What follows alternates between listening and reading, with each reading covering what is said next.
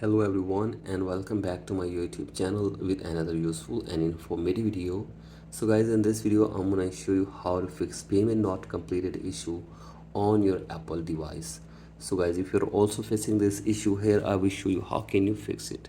So guys, basically to fix the payment not completed error in the Apple App Store, you have to simply quickly update your billing details in settings or add a different payment method.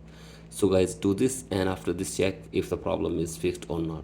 So guys, for that you have to simply open settings and then go to your profile and then go to payments and shipping,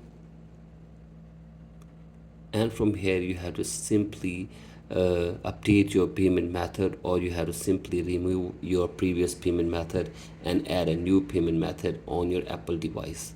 So guys, do this and check if the problem is fixed or not, and if the problem is still there, then go for the next solution.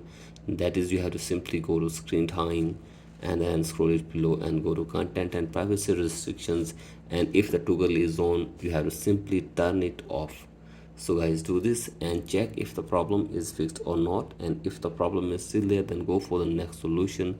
That is, you have to simply open your Face ID and passcode, enter the passcode, and from here scroll it below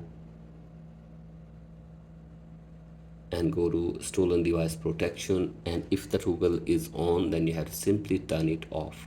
So guys, do this and check if the problem is fixed or not, and if the problem is still there, then go to support app, and from here you can get any kind of help regarding this issue from the Apple team.